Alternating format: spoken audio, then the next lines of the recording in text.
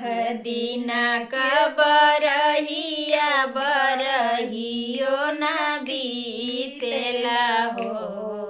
12 दीना कबरहिया बरहियो ना बीतेला हो।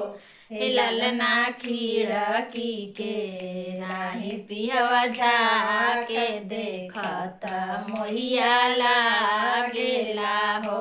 ललना खिड़की के राहे पियवा झाके देखत मोहिया लागेला हो। मचिया ही बैठेली सासु सरग गुनाया कर हो। मचिया ही बैठेली सासु सरब गुनाया कर हो। हे सासु तनिए का ललना सम्हार तू पिया मनवा राखित हो। हे सासु तनिए का ललना सम्हार तू पिया मनवा राखित हो। 12 दीना कबरहियो बरहियो ना बीतेला हो। ललना खिड़की के राहे पियवा झाके देखत मोहिया लागेला हो। ललना खिड़की के राहे पियवा झाके देखत मोहिया लागेला हो। 12 दीना के बरहियो बरहियो ना बीतेला हो। ललना खिड़की के राहे पियवा झाके देखत मोहिया लागेला हो।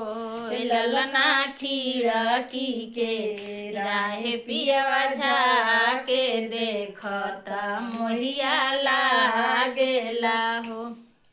मचिया ही बैठेली जेठनी सरब गुनाया कर हो। मचिया ही बैठेली जेठनी सरब गुनाया कर हो। जेठनी तनिए का ललना खेलव तू पिया मनवा राखित हो। जेठनी तनिए का ललना खेलव तू पिया मनवा राखित हो।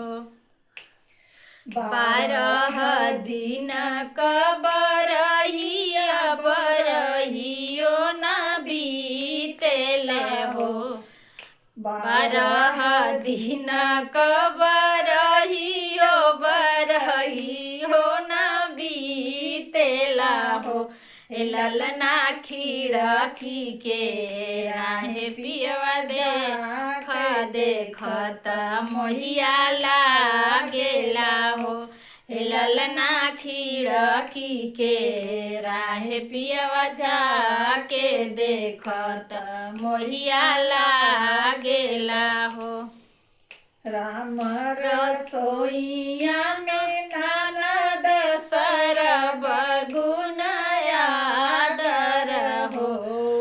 राम रसोईया में ननद सरब गुनाया दर हो।